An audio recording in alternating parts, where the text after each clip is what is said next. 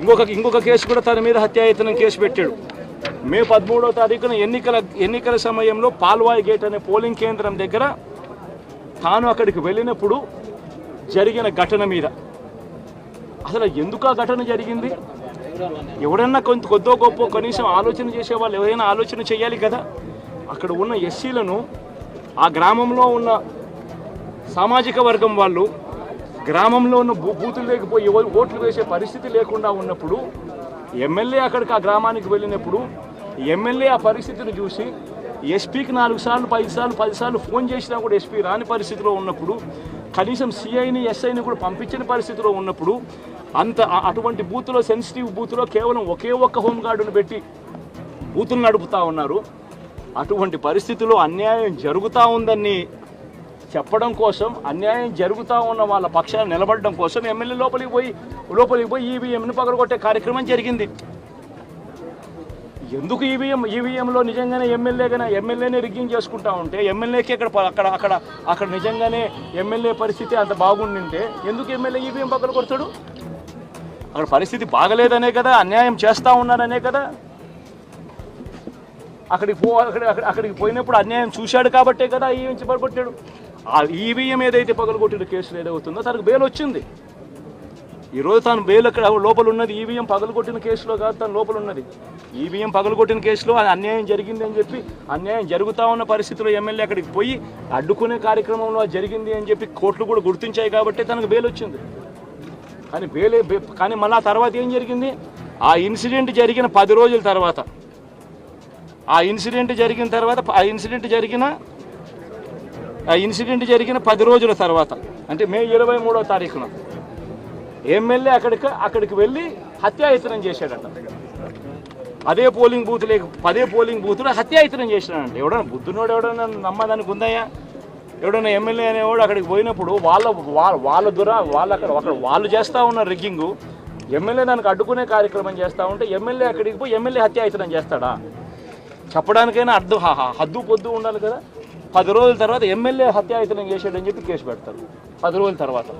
ఇప్పుడు నిజంగానే అటువంటి ఇన్సిడెంట్ జరిగిందంటే సిట్టు 17వ తారీఖు నుంచి, మే 17వ తారీఖు నుంచి 20వ తారీఖు లోపల మధ్యలో ఇచ్చిన రిపోర్ట్లో, ఆ సిట్లో అది చెప్పాలి కదా, ఇది జరిగింది, ఎమ్మెల్యే అనే వ్యక్తి హత్యాయత్నం చేసే కార్యక్రమం చేశాడు అని చెప్పి రావాలి కదా. మరి ఎందుకు సిట్ రిపోర్ట్లో రాలేదు? ఈ రకంగా ఒక మనిషిని కేవలం 4 సార్లు ఎమ్మెల్యే, తాను 2000 కన్సిస్టెంట్గా 4 సార్లు ఎమ్మెల్యే గెలిచాడు. 2009లో గెలిచాడు, 2011లో గెలిచాడు, 2014లో గెలిచాడు, 2019లో గెలిచాడు. ఒక మనిషి కన్సిస్టెంట్గా 4 సార్లు ఎమ్మెల్యేగా గెలుస్తూ వస్తున్నాడు అని అంటే ఆ మనిషి మంచోడు కాబట్టే గెలుస్తూ వచ్చాడు, ఆ మనిషి మంచోడు కాబట్టే ప్రజలు ఆశీర్వదిస్తూ వచ్చారు. అటువంటి వ్యక్తిని తీసుకొని వచ్చి తప్పుడు కేసులలో ఈ మాదిరిగా బిగించడం ఎంత మటుకు ధర్మం? ఈరోజు ఒక్క రామకృష్ణారెడ్డి ఒక్క పరిస్థితే కాదు, రాష్ట్ర వ్యాప్తంగా ప్రతి గ్రామంలోనూ కూడా ఇదే కార్యక్రమాలు జరుగుతూ ఉన్నాయి. ప్రతి ఒక్కరూ కూడా వాళ్ళ స్థాయిలో రెడ్ బుక్స్ అని చెప్పి రెడ్ బుక్లు పెట్టుకొని ఉన్నారు. చంద్రబాబు నాయుడు స్థాయిలో చంద్రబాబు నాయుడు ఒక రెడ్ బుక్, లోకేష్ స్థాయిలో లోకేష్ ఒక రెడ్ బుక్, ఎమ్మెల్యే స్థాయిలో ఎమ్మెల్యే ఒక రెడ్ బుక్, మండల స్థాయిలో మండల నాయకుడు ఒక రెడ్ బుక్, గ్రామ స్థాయిలో గ్రామంలో ఇంకో రెడ్ బుక్, గ్రామ స్థాయిలో ఇంకో నాయకుడు, గ్రామ స్థాయిలో ఇంకో రెడ్ బుక్లలో పెట్టుకొని ఏం చేస్తూ ఉన్నారు? అతి దారుణంగా అన్యాయంగా ఆస్తులు ధ్వంసం చేస్తూ ఉన్నారు. రాష్ట్రం మొత్తం దాన్ని చూస్తూ ఉంది, కానీ ఎవడు మాట్లాడడం లేదు. పిన్నెల్లి ఆయన మీద ఒక హత్యాయత్నం, ఈవీఎం బాక్సులు బదలగొట్టారన్న ఒకటి, ఇవన్నీ కూడా రికార్డెడ్గా దొరికినాయి. రికార్డెడ్గా దొరికిన తర్వాత అరెస్ట్ ప్రక్రియ అనేది ఎలా జరిగిందో మనందరికీ కూడా తెలుసు. ఆయనని తీసుకెళ్లి ఆయన పరామర్శించడానికి జగన్మోహన్ రెడ్డి అనే వ్యక్తి, ఒక మాజీ సీఎం, ఫస్ట్ తీసుకున్న ప్రోగ్రామ్ కూడా ఏంటంటే ఒక ఖైదీని వెళ్ళి కలవటానికని ప్రోగ్రామ్ తీసుకున్నారు. అది అతని ఇష్టం. అది కూడా ఏంటి, ఒక 25 లక్షల రూపాయలు ఖర్చు పెట్టుకొని అక్కడికి వెళ్ళి ఒక హెలికాప్టర్లో వెళ్ళారు, ఒక డబ్బున్నవాడు వెళ్ళాడు, తీసుకొని పెట్టుకున్నాడు. నేను ఇక్కడ ఏమంటానంటే, యాక్చువల్గా పిన్నెల్లి గారికి ఉన్న ములాఖాతులు టైం అయిపోయింది. ఓకే, అయిపోయింది కాబట్టి అయినా కూడా హ్యుమానిటీ గ్రౌండ్స్లో ఒక ఎక్స్-సీఎం రిక్వెస్ట్ చేస్తే పర్మిషన్ ఇచ్చాం, అవునా కదా? ఇంతకుముందు చంద్రబాబు నాయుడు గారిని అక్రమంగా జైల్లో పెట్టినప్పుడు కుటుంబ సభ్యులకి 3వ ములాఖాత్ ఇవ్వాలంటే ఇచ్చేవారు కాదు. కానీ ఈరోజు మేము ఏం చేసాము, అతను రిక్వెస్ట్ అంటే అతనికి పర్మిషన్ లేదన్న సంగతి కూడా తెలుసుకున్న తర్వాత కూడా అతను రెడీ అయ్యారంటే అక్కడ గలాటా సృష్టించడానిక? యాజ్ పర్ రూల్కి పైకి వచ్చి హ్యుమానిటీ బేసిస్ మీద ఇచ్చాం. అఫ్ కోర్స్ ఈరోజు మేము చాలా మంది చెప్తున్నారు తండోపతండాలకు వెళ్తున్నారు, అలాగే వెళ్తున్నారు, ఇలాగ వెళ్తున్నారని.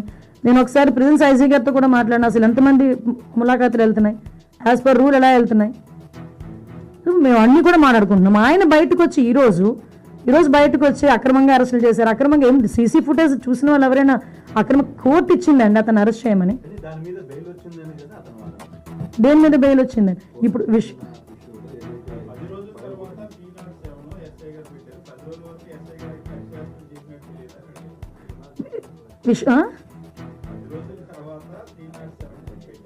అవును.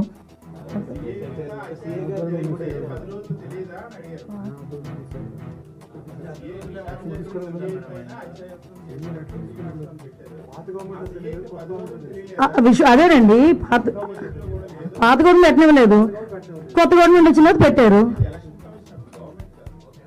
ఎలక్షన్ కమిషన్ ఉన్నా అసలు భలే మాట్లాడతారండి సతీష్ గారు మీరు.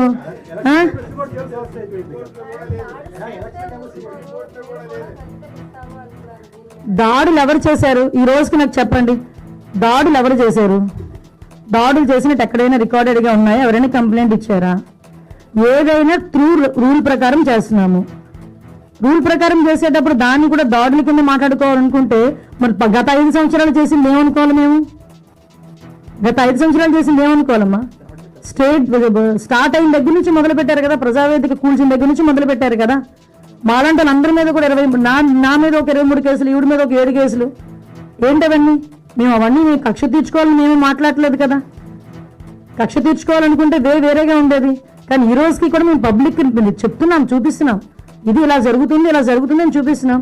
దానికి ప్రతీకార దాడులు ఎక్కడ జరిగినాయి? ప్రతీకార దాడులు అంటే రెచ్చగొడుతున్నారా ఈరోజు వచ్చి?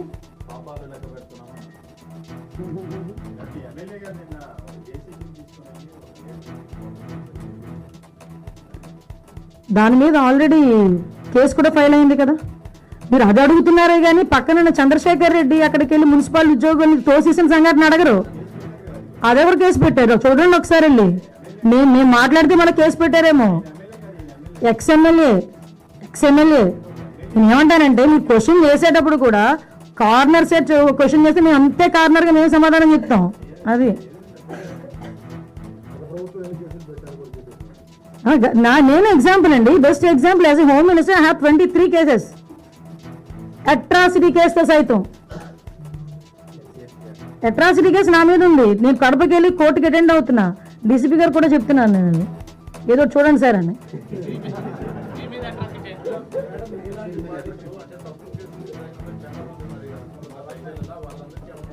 కంపల్సరీ సార్, ఏదైనా త్రూ లా ఏదైతే యాజ్ పర్ లా ఎలా అయితే వాళ్ళకి వెసులుబాటు వస్తుందో మేము అలా చేస్తాం డెఫినెట్గా. ఎందుకంటే అక్రమ కేసులు ఎవరు కూడా భరించాల్సిన అవసరం లేదు కదా. కొన్ని ఛార్జ్షీట్ వేసి ఉన్నాయి, కొన్ని ఛార్జ్షీట్ వేయని ఉన్నాయి, చాలా ఉన్నాయి ఇష్యూస్ అన్ని. వాటన్నిటి మీద ఎంక్వైరీ చేస్తామండి. రీఎంక్వైరీ చేయించి అవి కానీ అక్రమం అని తేలితే కనుక వెంటనే ప్రభుత్వం నిర్ణయం తీసుకుంటుంది. Okay done, thank you.